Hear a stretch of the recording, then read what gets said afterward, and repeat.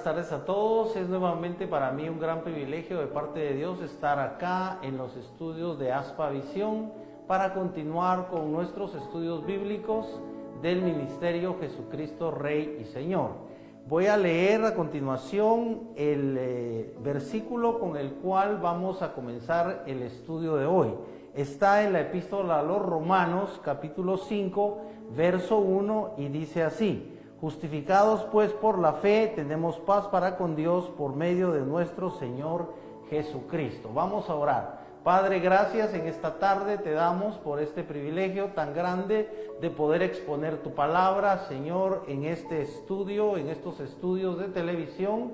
Bendecimos, Señor, en el nombre de Jesús a todos los propietarios del canal, a la Asociación de Pastores ASPA de San José Pinula y también, Señor, a todos los técnicos y a todo el personal que labora detrás de las cámaras. Señor, una bendición especial, sobre todo para todos los televidentes, y te rogamos nuevamente en el nombre de Jesús que sea tu Espíritu Santo quien nos dé la luz, quien nos dé el entendimiento para comprender tu palabra, para aprenderla, para asimilarla, para creerla y para ponerla por obra. En el nombre de Jesús, amén. En esta tarde yo creo que comenzamos escuchando los televidentes que pudieron estar desde el principio, escucharon una melodía que precisamente se llama Justificación.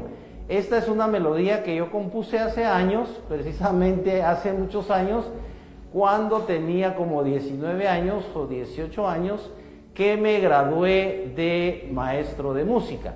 Y es una obra para piano basada en un tema originalmente de otro compositor guatemalteco que murió hace muchos años, el maestro Enrique Solares, pero era tío de la que fue mi maestra Julia Solares, quien también ya falleció. El punto es que yo compuse esta obra basada en 3 palabras y precisamente son las 3 palabras, 3 de las palabras que estamos estudiando en la Epístola a los Romanos. Una es el llamado, pero la primera es la predestinación, o sea, la primera palabra que usé para hacer esta obra, que tiene 3 partes, la predestinación, la segunda es el llamado y la tercera es la justificación que ustedes escucharon antes de que comenzara este programa. Porque hoy vamos a hablar de la justificación y recordemos que es una de las palabras de nuestro círculo virtuoso con el cual empezamos a estudiar acá en los estudios de Aspa Visión. Y recordemos que la base está en Romanos 8:30, que dice: a los que predestinó, a estos también llamó, y a los que llamó, a estos también justificó. Y recordarán ustedes que la semana pasada hablamos básicamente del concepto de gloria, porque dice que ya los glorificó. Entonces, por supuesto que todos los que estamos vivos y también todos los que están muertos, no sabemos realmente, hay una creencia, es una creencia, algunos la consideran una verdad, pero otros la pueden considerar una creencia, y yo quisiera tocar esto con mucha delicadeza porque no contradigo el hecho de que algunos piensan que cuando una persona muere, inmediatamente se va con el Señor, y recuerden ustedes que cuando un cristiano muere, generalmente los pastores o los siervos de Dios consuelan a los familiares diciéndoles: no se preocupe, él está ya en la presencia del Señor. El problema es que recordemos que ninguno, como la misma Escritura dice, ninguno ha ido allá, o sea, en el momento en el que esa persona muere, no hay nadie allá en la gloria como para corroborar que él efectivamente está allá. El tema no es la vida en el más allá, el tema tampoco es si al morir se va uno inmediatamente a la gloria o no, pero recordemos, por ejemplo, que en Tesalonicenses dice: porque el Señor mismo, con voz de mando, con voz de arcángel, descenderá del cielo, y los muertos en Cristo resucitarán primero. luego nosotros, los que vivimos, seremos transformados. Entonces, cuando el versículo está diciendo que los muertos en Cristo resucitarán, quiere decir que no han resucitado. Entonces, si no han resucitado, quiere decir que están muertos. Pero recuerden que el concepto de muerte desde el punto de vista de la Biblia es la de que está dormido. O sea, está muerto quiere decir que físicamente ya el cuerpo no tiene vida, el cuerpo en la tierra obviamente, porque todos son enterrados, excepto los que mueren en el mar, que mueren en el fondo del mar. Pero la misma Biblia habla de que en determinado momento, en el día del juicio, dice que incluso el mar dará sus muertos. O sea que cuando venga la resurrección de los muertos, que será en un tiempo determinado, el mar dará sus muertos, o sea, todos los que han muerto durante tantos siglos en el mar, que por supuesto ya no hay tal vez ni siquiera huesos ahí en el fondo del mar. ¿Y quién va a encontrar huesos en el fondo del mar de miles de años, verdad? O de varios siglos de la gente que murió ahí en el mar. Pero el punto es que no podemos decir con certeza si ya está inmediatamente. O sea, recuerden que el Señor les dijo a los discípulos: voy pues a preparar morada para que donde yo esté, estéis vosotros también. Pero no les dijo inmediatamente. O sea, lo que pasa es que a veces nosotros le agregamos a la palabra de Dios nuestra interpretación, nosotros usamos nuestros sentimientos y le agregamos a veces alguna interpretación emocional. Y recordemos que la palabra de Dios es de Dios, o sea, fue dada por Dios para el hombre, para que el hombre conozca a Dios, conozca la voluntad de Dios, y también para que el hombre conozca y sepa cómo actúa Dios en relación a la conducta del hombre. O sea, cómo juzga Dios el pecado, cómo juzga Dios al pecador o al impío, cómo sobre todo Dios ha desarrollado su plan de salvación a través de los siglos. Recordemos que el plan de salvación nada menos que Dios mismo lo enuncia desde el momento del pecado de Adán y Eva. Recuerden ustedes que peca Adán y porque Eva pecó, recuerden que la Biblia misma lo dice, que la mujer pecó primero. La mujer fue seducida por Satanás, que en ese momento adoptó la forma o estaba dentro de la serpiente, que en ese tiempo la serpiente parece que era cuadrúpedo, o sea, tenía patas. Y recuerden ustedes que parte del juicio de Dios fue que dejó a la serpiente ya sin patas y que se arrastrara, porque esa era parte de su castigo, y le dijo a la serpiente que iba a comer polvo. Y así es, la serpiente, todas las serpientes se arrastran. El punto es que la mujer pecó y luego hizo pecar al hombre. Y entonces desde ese momento recuerden ustedes que el Señor le dice a Eva que iba a dar a luz con dolor darás a luz. Pero también recuerden que hay una profecía donde dice que la serpiente le iba a morder el calcañar a la mujer, pero que la serpiente a su vez iba a ser herida en la cabeza. O sea, realmente la serpiente iba a morir porque iba a ser aplastada. Pero desde ese momento ya el Señor comienza a revelar el plan de salvación. Recordemos que la Escritura dice, por ejemplo, que Cristo estaba predestinado antes de la fundación del mundo. ¿Por qué? Porque toda la Escritura, sobre todo el Nuevo Testamento, pero en toda la Escritura vemos a través de los siglos de los diferentes escritores que hay versículos, incluso capítulos o personajes que son mesiánicos, o sea, que en determinado momento representan a Cristo o actúan, por ejemplo, como Cristo. Digamos, el rey David, supónganse ustedes, aunque era un hombre común y corriente, llegó a ser rey porque Dios le eligió. Y recuerden que después, mucho tiempo después, digamos siglos después de David, resulta que Jesucristo es el hijo de David. ¿Por qué? Porque hay una promesa respecto de que a David no le iba a faltar no iba a faltar ninguna persona de su generación, de su genealogía, en el trono. Y entonces resulta que a través de las generaciones nace Jesucristo y tiene un vínculo generacional con el rey David en la carne. Aunque sabemos, y los que creemos, Jesús no tenía, herencia humana, porque fue obra del Espíritu Santo en la Virgen María. El punto es que la Escritura debemos nosotros apegarnos más a la letra, no en el sentido de ser legalistas, sino en el sentido de tratar de no interpretar demasiado y de hacer filosofía y de agregarle a la Escritura a veces interpretaciones subjetivas, o sea, interpretaciones muy personales. Ahora yo quisiera hablar sobre la palabra justificación. Recordemos que estábamos hablando de un círculo virtuoso en el cual dice que Dios a los que antes conoció, y que cuando analizábamos ese círculo virtuoso al revés, decíamos que los conoció porque los glorificó, y los glorificó porque los justificó, y los justificó porque los llamó y accedieron. Recordemos que mencioné que la clave de la justificación es acceder al llamado.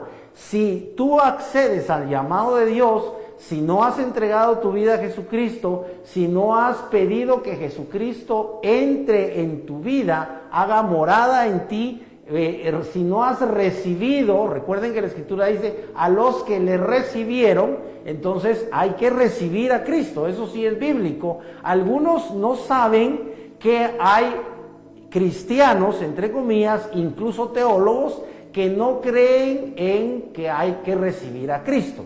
O sea, hay ciertas cosas que el pueblo de Dios ignora en relación a los teólogos o en relación a ciertas denominaciones cristianas que obviamente tienen su teología, o sea, tienen su forma de pensar.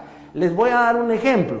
No sé si sabían que al principio la iglesia Elim creía en la preexistencia, o sea, creían los de Elim, es solo un ejemplo que estoy dando, creían los de Elim, los pastores, ¿verdad?, que venían directamente del apóstol Otonel Ríos Paredes, creían en la preexistencia, que nosotros ya estábamos allá en el cielo, en la gloria, ya estábamos allá, y resulta que Dios nos manda para acá, nos crea, por así decirlo, nos pone dentro de un cuerpo, dentro del cuerpo de un bebé de nuestra madre, y nosotros nacemos.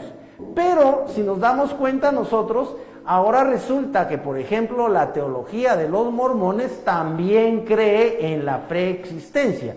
Entonces hay ciertas teologías o ciertas corrientes teológicas que se filtran a veces en la iglesia cristiana, concretamente en la iglesia evangélica, y a veces se da por hecho que son verdades que realmente no lo son, porque aunque podrían tener alguna base bíblica, a veces solo tienen un versículo o relación con algún versículo, pero en sí no tienen un respaldo bíblico suficientemente consistente. Entonces, solo quiero llamar la atención de ustedes respecto de que hay interpretaciones de las Escrituras que se nos han transmitido y que nosotros no hemos tenido el cuidado de detenernos a leer y a estudiar y a meditar y a investigar y a orar para corroborar que efectivamente las cosas son así. Entonces, por eso les mencionaba lo que creen algunos respecto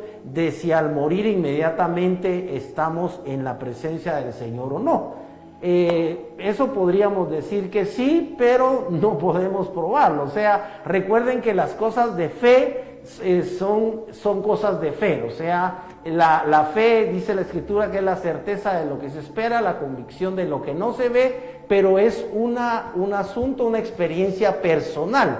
O sea, cada uno de los televidentes tiene un nivel de fe. La Escritura dice que a cada uno le fue dado un nivel de fe, y los que hemos estudiado un poquito tenemos otro nivel de fe, y los pastores, los ministros, los apóstoles que ya tienen varias décadas de ejercer un ministerio, por supuesto que tienen un grado de fe superior, ¿verdad? Una persona que ya tiene 40 años, 50 años de ministerio, de haber comenzado a pastorear, por supuesto que sabe mucho más y conoce mucho más la Escritura y conoce mucho más del Señor que una persona que tiene 1 año, 2, 5 años de estar en el ministerio. Quiero llamar la atención de ustedes respecto de la palabra justificación, porque recuerden que hablamos acerca de la palabra, de los conceptos o de las acepciones de la palabra glorificación, y entonces dimos la semana pasada 3 acepciones. Una, que la palabra gloria se refería a la presencia de Dios, cuando Moisés le dice al Señor en el libro de Éxodo, le dice: muéstrame tu gloria, y el Señor le muestra su espalda divina. Esa es una definición o una acepción de la palabra gloria. Pero también veíamos la otra acepción de la palabra gloria en relación a las estrellas, cuando decía que las estrellas son diferentes una de otra en gloria, y hacíamos la comparación con las estrellas de cine, porque recuerden que usábamos la palabra de Daniel, en la que dice que los que enseñan la justicia a la multitud brillarán como estrellas en el firmamento. O sea, que en cierta forma cada uno de los siervos de Dios, de los predicadores, pastores, maestros, apóstoles, profetas, es como una estrella en el cielo o en el firmamento de Dios, ¿verdad? Porque está sirviendo como un astro que no tiene luz propia, sino que recibe obviamente la luz de Dios. Recordemos que Dios es luz, y todo lo que nosotros podamos decir respecto de Dios, respecto del conocimiento de la Escritura, obviamente proviene de Dios, siempre y cuando nosotros tengamos la experiencia de recibir el Espíritu Santo.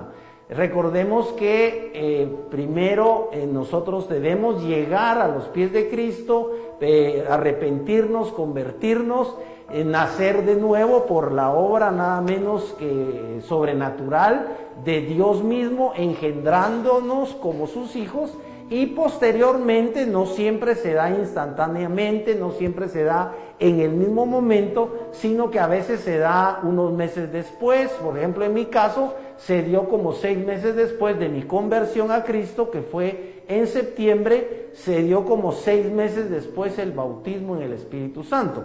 Para algunos se da inmediatamente en el mismo día, para otros se da el día de su bautismo en agua, para otros se da varios meses después, para otros se da varios años después. Por ejemplo, en la Escritura, recuerdan ustedes un pasaje donde resulta que habían cristianos que ya habían recibido el Espíritu Santo, pero no habían sido bautizados. Y entonces parece que Pedro es el que dice, bueno, y estos que ya recibieron el bautismo del Espíritu Santo, ¿qué les impide que reciban el bautismo en agua? O sea, fue Dios el que cambió el orden. Ellos primero fueron bautizados en el Espíritu Santo y luego fueron bautizados en agua. Esto es algo definitivamente de la soberanía de Dios. Sabemos que Dios es soberano y Dios llama a quien Él quiere, y a quien Él quiere, dice la Biblia, que endurece. Entonces nosotros estamos profundamente agradecidos con Dios, yo creo que los televidentes también, en relación a que Dios nos ha llamado y que hemos tenido el privilegio de acceder a ese llamado. O sea, Dios mismo nos ha tocado, nos ha hablado, nos ha convencido, porque la palabra de Dios lo dice, que el Espíritu de Dios convence al mundo, en este caso a nosotros, de justicia, de pecado y de juicio. Volviendo otra vez al tema que es la justificación, vemos que en Romanos 8:30, donde estábamos leyendo que a los que llamó, a estos justificó. Y en Romanos 5:1, que fue la escritura que primero cité, La voy a volver a leer. Dice: justificados pues por la fe tenemos paz para con Dios por medio de nuestro Señor Jesucristo. Así que debemos comenzar preguntándonos qué es esto de la justificación. Y la justificación, les voy a leer la definición, que consiste en justificar, dice que convierte o transforma lo que era injusto o no conforme a las normas en justo o verdadero. Lo voy a repetir: justificar convierte o transforma lo que era injusto o no conforme a las normas en justo o verdadero. Es decir, que justificar quiere decir que aquello que no era justo lo declaran justo. Entonces, alguien podría pensar como que es un error. ¿Cómo es eso? Que si es injusto, lo van a declarar justo. Pero se refiere sobre todo a la acción de Dios en relación al hombre, que por naturaleza, en el primer estudio lo veíamos, el hombre por naturaleza es injusto. Recordemos la escritura que dice: no hay justo ni aun uno. Entonces, realmente el hombre por naturaleza es pecador, entonces no es justo, y la escritura lo que ofrece es la justificación.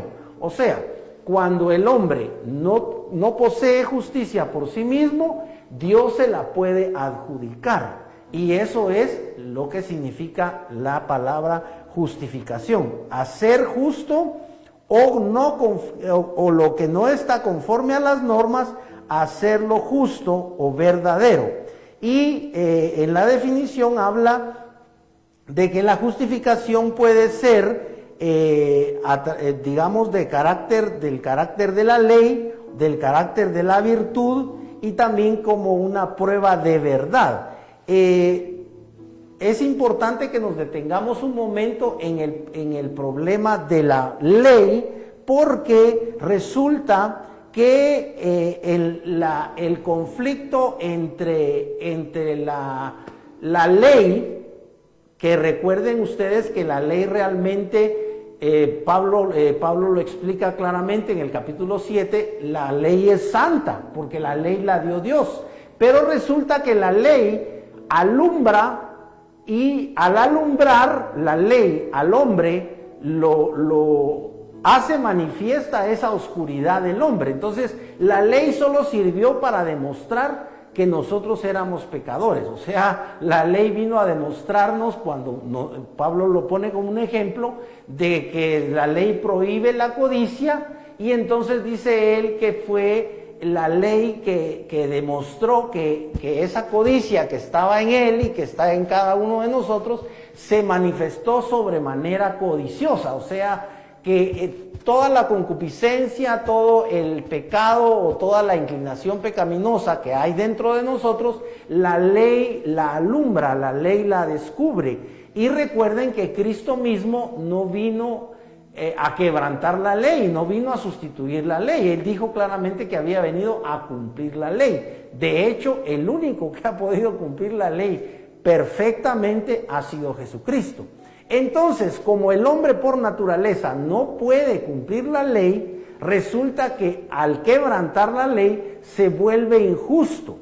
Recordemos que una de las definiciones de justicia es dar a cada uno lo que cada uno merece. Por eso es que ustedes ven que el símbolo de la justicia es una mujer que tiene una balanza y es ciega, porque según el concepto de la ley civil, ¿verdad? La justicia no debe favorecer a alguien porque sea rico o porque es pobre, no debe damnificarlo porque es pobre y no favorecerlo porque es rico, o no debe favorecerlo porque es una mujer bonita, o no debe damnificarla porque es una mujer que no posee belleza, que ya es, digamos, anciana, etcétera, o por cualesquiera razones. La justicia debe ser equilibrada. Por eso es que la imagen de justicia posee una balanza que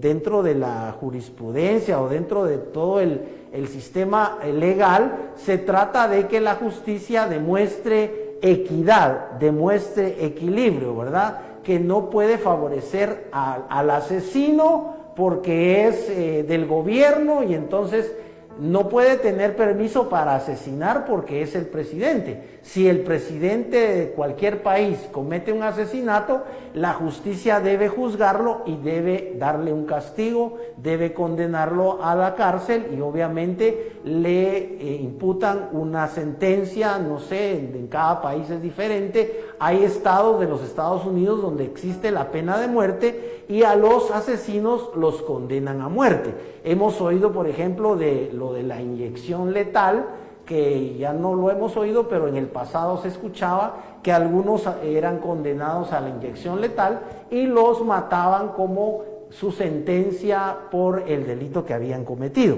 Vamos a ver un poco sobre el tema de la justificación, porque tenemos poco tiempo. En el capítulo 4 y verso 3 leemos siempre en la epístola a los Romanos. ¿Por qué? ¿Qué dice la Escritura? Creyó Abraham a Dios y le fue contado por justicia.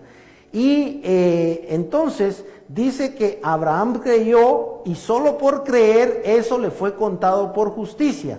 La versión de la Biblia del Oso, que es una de las tantas versiones que existe, dice atribuido a justicia. En la traducción de la Reina Valera dice le fue contado por justicia, pero en la versión del Oso dice fue atribuido a justicia. O sea, Dios le atribuye a una persona injusta la justicia de Cristo. Por eso es que estamos leyendo que en Romanos 5:1 nos dice la Escritura justificados. Ahora, ¿por qué? ¿Por qué fuimos justificados? Dice que pues por la fe. Es decir, que en este sentido la fe juega un papel determinante en la justificación. ¿Cómo obtenemos cada uno de nosotros la justificación? Dice que es por fe. Ahora, recuerden ustedes que la fe en cierto sentido no es ni ignorante, ni es como subjetiva. La fe no es, ¿cómo explicarles? No es tan abstracta en el sentido de que recuerden que la fe viene por el oír de la palabra de Dios. Así que la fe es una virtud. El que primero tiene fe, o sea, el que primero creó todas las cosas por medio de la fe, por medio de su fe, de su palabra, fue Dios. Dice que todo lo que existe fue creado de lo que no se ve, porque la palabra no se ve. Y sin embargo, solo Dios dijo, sea la luz, y fue la luz. Así que las cosas invisibles, también recordemos esa escritura, dice su eterno poder y deidad, se manifiestan por medio de las cosas hechas. Y todo lo que Dios creó, lo creó por su poder. Lo creó también en cierta forma porque Dios, recuerden que es el que posee todas las virtudes. Y la fe es una virtud. Digamos que las virtudes principales las encontramos nosotros como fruto del Espíritu Santo. Cuando dice, está hablando el apóstol Pablo de las obras de la carne y enumera una serie de pecados y una serie de faltas del ser humano como la hechicería o la fornicación, el adulterio, las obras de la carne. Dice, manifiestas son las obras de la carne: pleitos, iras, contiendas, disensiones, herejías, borracheras, y todo lo que nosotros sabemos que es pecado. Eso es una obra de la carne. Pero dice que el fruto del Espíritu, y lo dice en singular, que el Espíritu Santo es el que da fruto. Y ese fruto está ramificado, por así decirlo, en 9 virtudes. Y entonces comienza y enumera esas virtudes. Dice, mas el fruto del Espíritu es amor, gozo, paz, benignidad, bondad, templanza, fe, mansedumbre.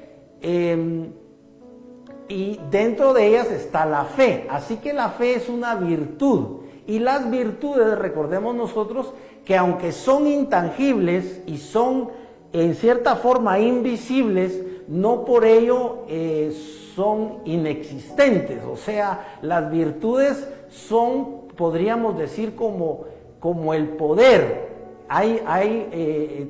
Dios es poderoso y recordemos que Dios es el dueño de las virtudes en sí. Todas las virtudes están en Dios, están concentradas en Dios. Dios es todo virtud. Él es por naturaleza 1000% virtuoso, o sea, Él es perfecto. Cuando nosotros hablamos de Dios, siempre tenemos que pensar que Dios es justo, que Dios es misericordioso, que Dios es amoroso, que Dios es benigno, que Dios tiene virtudes que nosotros, de las cuales conocemos nosotros un poquito, digamos, nosotros sabemos un poquito qué es el amor. Por ejemplo, los padres de familia sienten amor por sus hijos y saben qué es ese amor. Los que nos enamoramos en algún momento, digamos casi todos, creo yo, los que tenemos, los que son de mi edad o gente de 30, 40 años, que obviamente pasó por la adolescencia, sabe que es el primer amor. Entonces ya todos sabemos qué es el amor. La Biblia dice que el amor es sufrido, pero el punto es que nosotros tenemos una experiencia de qué es el amor. Algunos tenemos problema, por ejemplo, con la paciencia, no tenemos paciencia, pero la Escritura dice que una de las virtudes es la paciencia, y Dios es el dueño de las virtudes, Dios es el poseedor de las virtudes, y lo lindo es que estas virtudes nos las transmite Dios a través de su Espíritu Santo. Entonces comienza a haber en nosotros, por ejemplo, paciencia, pero ya no es mi paciencia, ya no es una paciencia que yo genero, sino es la paciencia de Dios, la paciencia que está en el Espíritu Santo, que es Dios y que es el dueño de esas virtudes, es el que me da a mí esa paciencia. O sea, yo puedo ser paciente si tengo el Espíritu Santo y dándome esa virtud. Puedo ser amoroso si tengo el Espíritu Santo dándome que yo pueda sentir amor, que yo pueda expresar amor. Y recordemos que el amor es de Dios, y el amor no tiene nada que ver con la sexualidad. Realmente el amor es un sentimiento puro, el amor entre hermanos, el amor fraternal, ¿verdad? El amor, la Escritura dice, por ejemplo, que debemos ver a los adultos como a padres, a las señoritas las debemos ver como hermanas. Entonces, obviamente, una cosa es ver a las mujeres con una mirada pecaminosa, carnal, codiciándola, y otra es viéndolas como hermanas. Como hermanas, obviamente, las vemos diferentes, porque los que hemos tenido hermanas jóvenes y, digamos, hermosas, todas las mujeres de jóvenes generalmente son hermosas, entonces nunca nadie codicia a su hermana, y podemos nosotros ver de diferente manera las cosas cuando tenemos las virtudes. Volviendo a la palabra que nos interesa en relación a la justificación, estábamos leyendo lo que dice de Abraham, que Dios le atribuyó la justicia porque él creyó. Y luego sigue diciendo en el verso 4, pero al que obra no se le cuenta el salario como gracia, sino como deuda. Mas al que no obra, sino cree en aquel que justifica al impío. O sea, ¿qué es lo que hace Dios? Justifica al impío. Y recordemos que el impío es el que no es pío. ¿Y quién es el pío? El pío es el que es santo. Entonces, el impío es el que no es santo. El que es santo es el que es apartado para Dios. Y el que es impío es el que no es santo, que ya sabemos que es el que no está apartado para Dios. O sea, es una persona común, normal, común y corriente, que cree en Dios, pero no está apartado para Dios. ¿Por qué? Porque está siendo llamado por Dios, porque repetimos, Dios está llamando al hombre todos los días está llamando al hombre continuamente de diferente forma, y es el hombre el que no atiende el llamado de Dios. Hasta que el hombre diga sí a Jesucristo, hasta que el hombre entregue su vida a Jesucristo, entonces está accediendo al llamado, y hasta ese momento va a ocurrir lo que estamos hablando. Va a ser justificado, o sea, se le va a atribuir la justicia. Pero ¿qué clase de justicia? La justicia que Jesucristo ganó, la justicia que Jesucristo en cierta forma compró con su propia vida. Recordemos nosotros que Jesucristo murió como el Cordero de Dios. Jesucristo fue sacrificado, y al ser sacrificado obviamente significaba que tenía que derramar su sangre. ¿Por qué tenía que derramar su sangre? Porque hay una escritura en Hebreos que me gustaría leérselas. Parece que está en Hebreos 9:22. Voy a adelantarme un poquito para leer esta escritura que es muy importante. Me parece que sí está ahí. Dice: y casi todo es purificado según la ley con sangre, y sin derramamiento de sangre no se hace remisión. O sea, esta es una ley que Dios estableció. Sin derramamiento de sangre no hay remisión, o sea, no hay perdón. El que definitivamente es el dueño de la vida y es quien normó la vida, y también incluso determinó las consecuencias del pecado, porque recordemos que la paga del pecado es muerte, y recordemos que esto que está en el Nuevo Testamento simplemente es